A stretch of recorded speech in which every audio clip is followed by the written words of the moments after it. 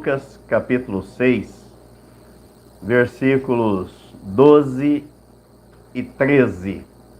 Nós vamos fazer uma reflexão sobre esse texto, já que o nosso assunto de quarta-feira geralmente é oração. Abordamos o tema oração. E aqui está um registro daquilo que Jesus mais fez durante o seu ministério, que foi orar. E diz o texto bíblico, Lucas capítulo 6, versículos 12 e 13. 12 e 13. Naqueles dias, retirou-se para o monte a fim de orar. E passou a noite orando a Deus. E quando amanheceu, chamou a si os seus discípulos e escolheu 12 dentre eles, aos quais deu também o nome de apóstolos. Já falamos algumas vezes sobre esse texto, esse episódio, mas hoje eu quero destacar aqui a ação de Jesus depois da oração. Então, a ação como resposta de oração, daquilo que ele falou com o Pai. Ele não ficou inerte, ele orou, passou a noite, alguns minutos, algumas horas, não é? À noite, orando. Mas no dia seguinte ele agiu. Aquilo que ele falou com o Pai, ele pôs em ação. Isso nos mostra, nos ensina, que quando temos uma tarefa difícil a ser realizada, geralmente nos preparamos para ela e devemos nos preparar para aquela tarefa. Quando jovens, nos preparamos para o mercado de trabalho, para a vida profissional. Quando estudantes, nos preparamos para as provas. Os que prestam concursos se preparam para a árdua e difícil missão, a concorrência. Enfim, na vida nos preparamos para enfrentar os seus desafios. E não pode ser diferente. Sob pena de amargar a derrota, o sabor do fracasso, a frustração e o desespero por conta do despreparo. Mas quando o assunto é oração, como é que nos comportamos? Como é que nós temos feito? O texto comprova que Jesus, sendo o próprio Deus em carne,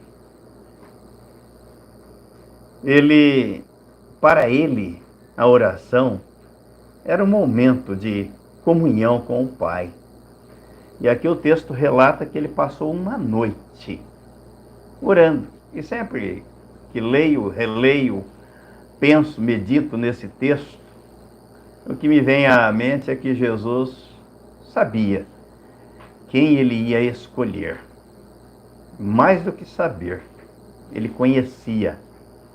Ele já sabia o que os apóstolos que ele escolheu fariam. Ele já sabia que um dentre eles seria o traidor Judas Iscariotes. Ele sabia tudo. Como ele sabe o desfecho da história, como será. Quem vai ser salvo, quem não vai ser. Quem vai acreditar, quem não vai acreditar. Ele sabe.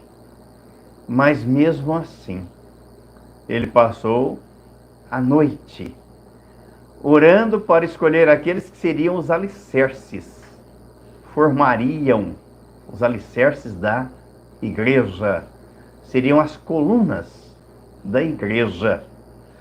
Tanto é que o apóstolo Paulo, na carta aos Efésios, escreve sobre isso. No capítulo 2 da carta aos Efésios, versículos 19 ao 22, ele escreveu assim: Assim já não sois estrangeiros e peregrinos, mas concidadãos dos santos, e sois da família de Deus, edificados sobre o fundamento dos apóstolos. Olha aqui os apóstolos que Jesus escolheu para edificar a sua igreja, a igreja nascente. Dos apóstolos e profetas, sendo ele mesmo, Cristo Jesus, a pedra angular.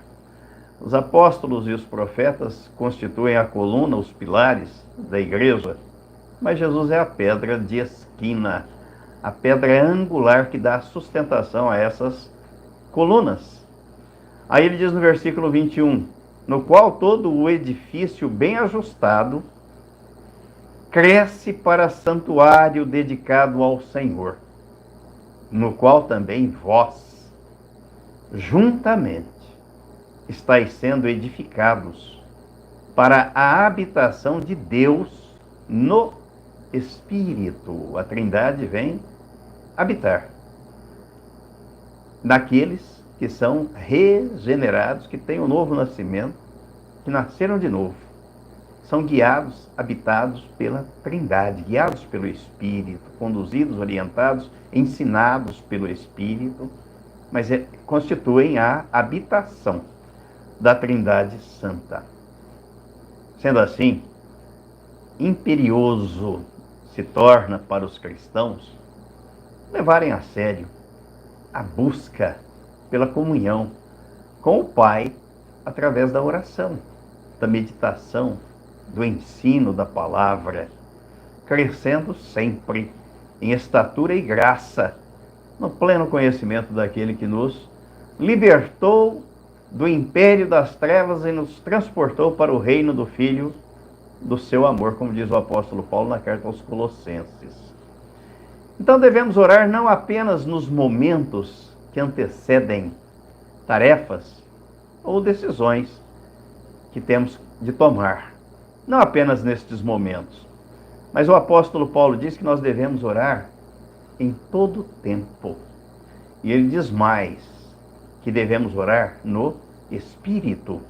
Foi isso que ele disse ao escrever a carta aos Efésios no capítulo 6, nos versículos 17 e 18.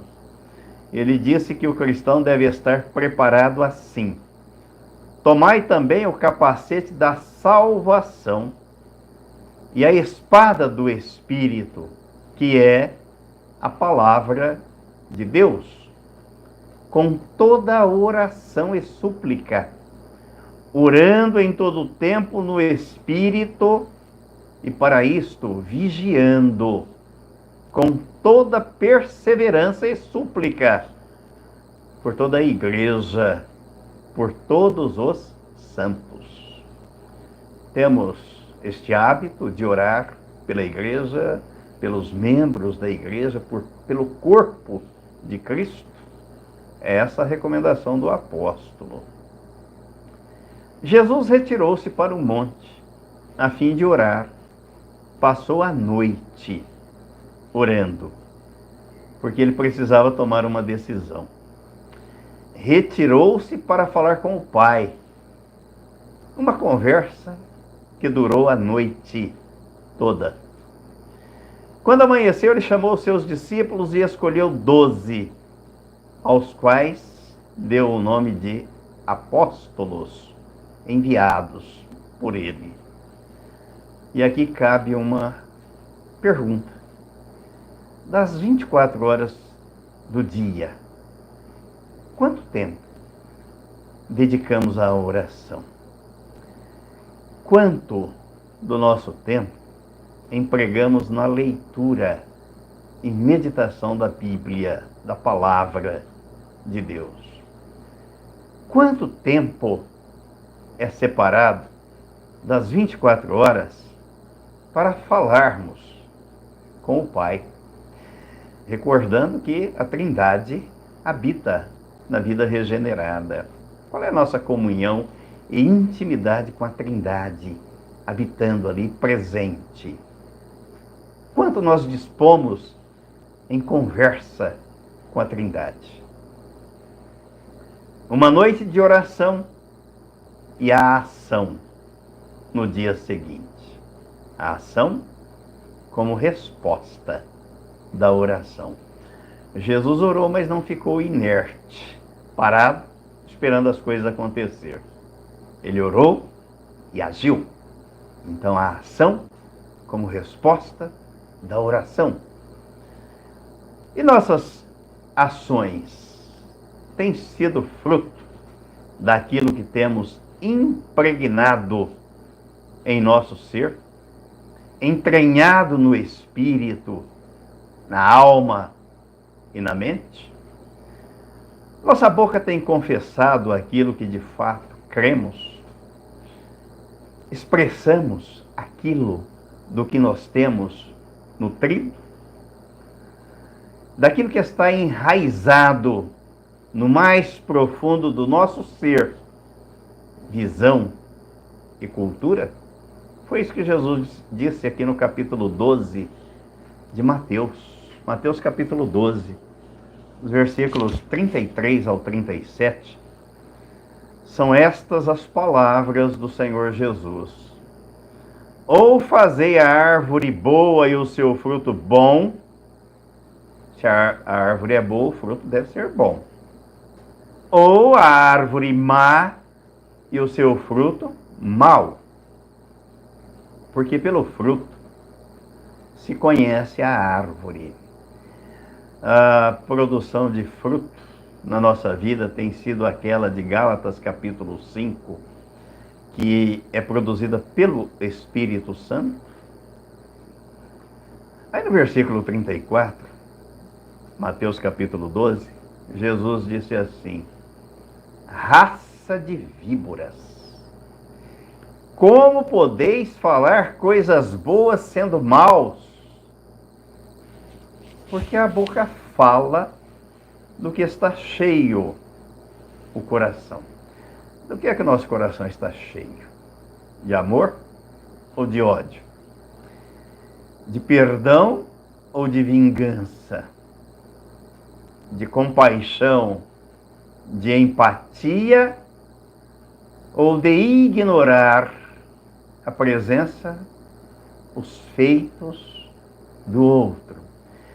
Nos regozijamos e nos alegramos ou ficamos enciumados e invejosos? O que é que está aninhado no nosso coração? O novo coração dado por Deus em Cristo, as obras da carne são incompatíveis com ele, com esta natureza. Aí no versículo 35, Jesus disse: o homem bom tira do tesouro bom coisas boas, mas o homem mau, do mau tesouro, tira coisas más. Digo-vos que de toda palavra frívola que proferirem os homens, dela darão conta no dia do juízo. Prestaremos conta daquilo que fazemos, que falamos, das nossas ações. Porque pelas tuas palavras serás justificado, e pelas tuas palavras serás condenado.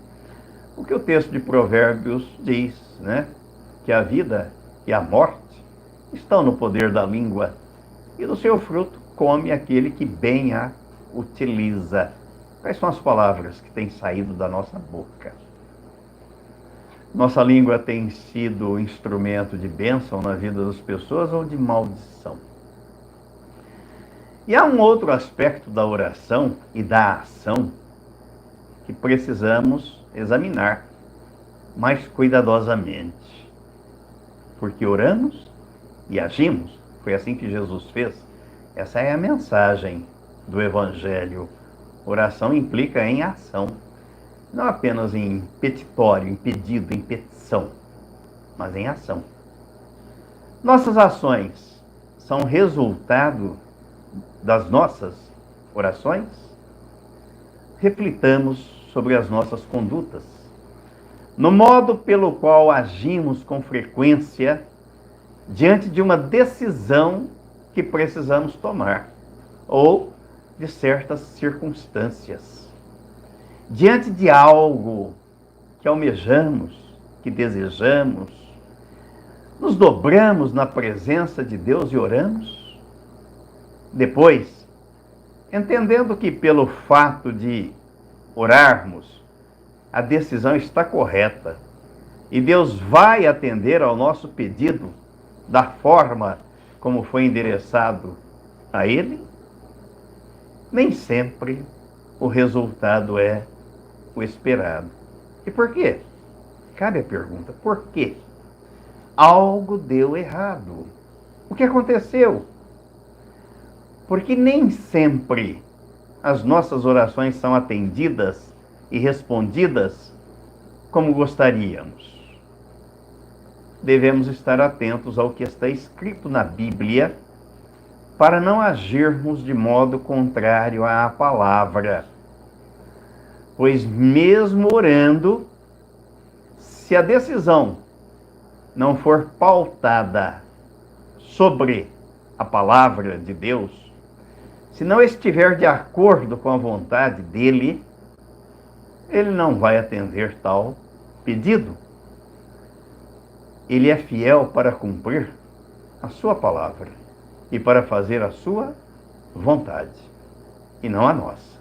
Por isso devemos orar e pedir conforme a palavra e conforme a vontade dele. Vemos assim que não basta orar para tomar uma decisão, mas é preciso orar de acordo com o que está escrito na Bíblia, de acordo com o propósito divino. Pois somente quando oramos e agimos assim é que Deus cumpre a sua vontade nas nossas vidas. A resposta virá na mesma proporção e intensidade da palavra que usamos, que nos baseamos para fazer os nossos pedidos, para demonstrar a nossa gratidão ao Pai. O texto, base da nossa reflexão, nos ensina essa lição e deixa uma mensagem clara. Jesus passou a noite orando para cumprir a vontade do Pai, não a dele, que era e fora enviado para salvar o mundo, para estabelecer o seu reino nos corações e vidas que seriam ganhas para a sua glória, para fundar e firmar os alicerces da igreja sobre si, sua pessoa e a sua obra.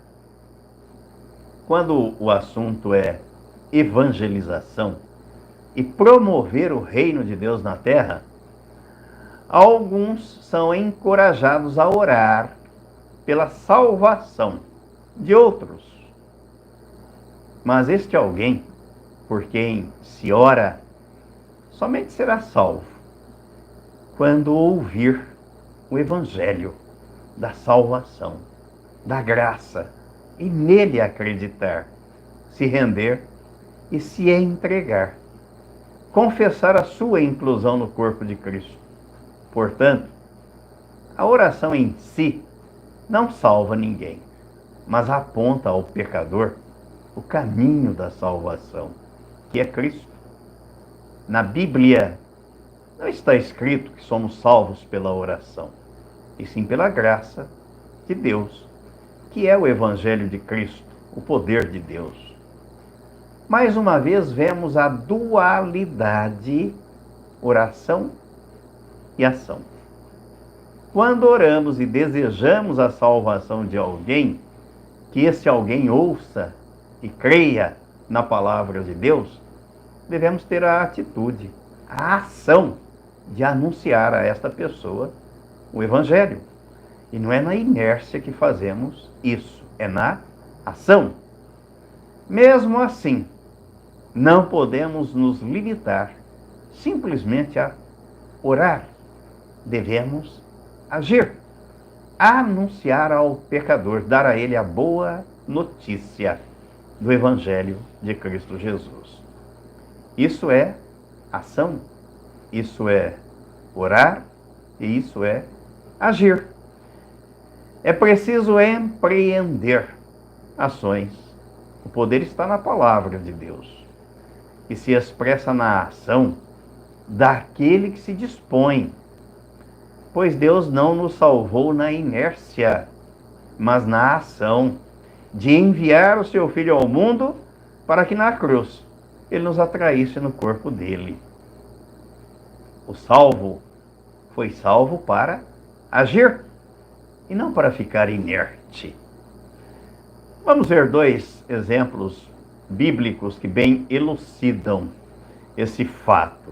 O primeiro está na carta aos Romanos, no capítulo 10, versículos 13 ao 15.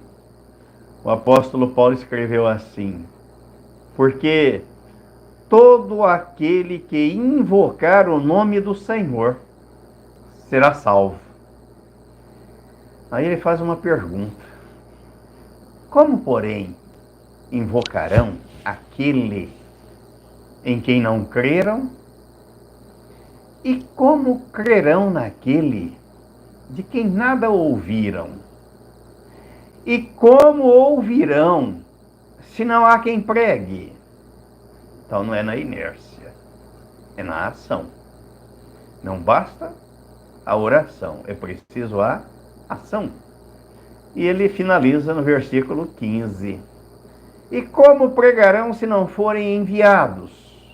Como está escrito: quão formosos são os pés dos que anunciam coisas boas. E na primeira carta a Timóteo, também no capítulo 2, versículos...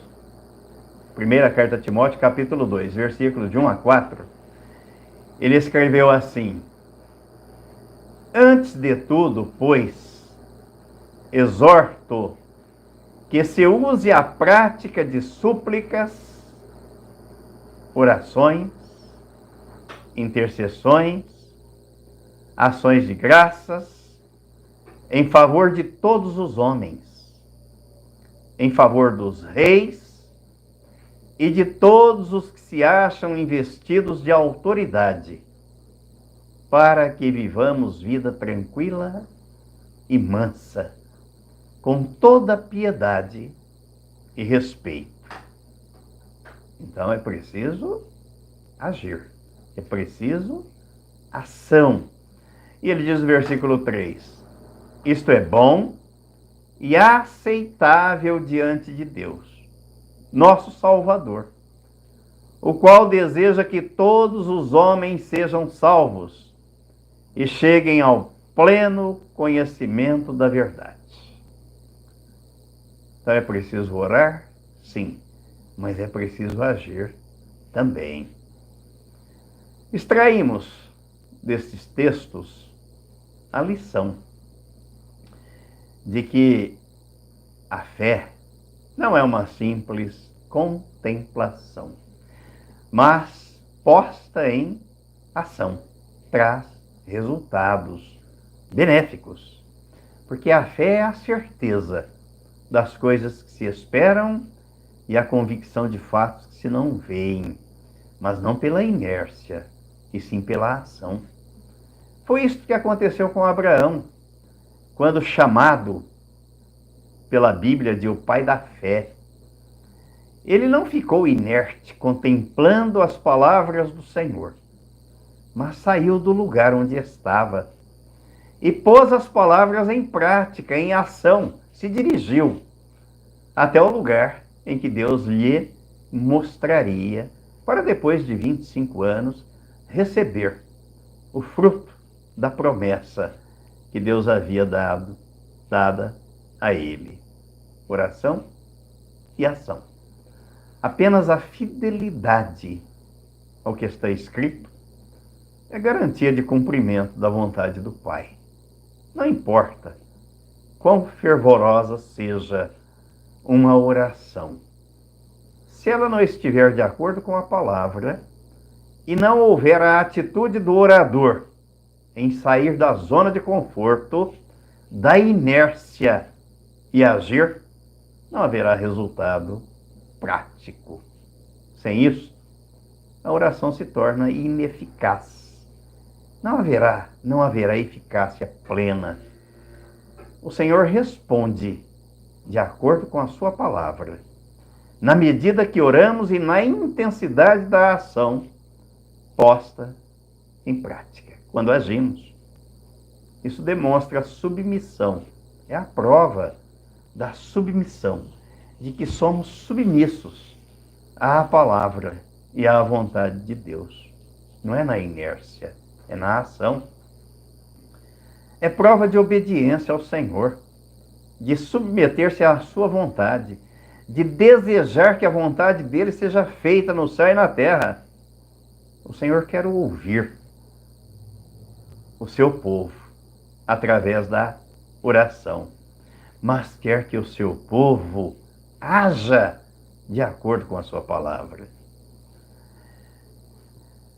Se você é amigo de Deus, assim como Abraão, não deixe que nada interrompa o seu diálogo com ele, mas também não permita que o ócio, a inércia, tome conta de sua vida. Quem ora e não age é como o camponês que ara a terra e não planta. Conclusão. Para Jesus, orar significava estar em constante comunhão com o Pai. Para escolher os apóstolos, ele passou uma noite em oração. Mas no dia seguinte, ele agiu, na certeza de que o Senhor lhe daria a direção e as pessoas que ele escolheria.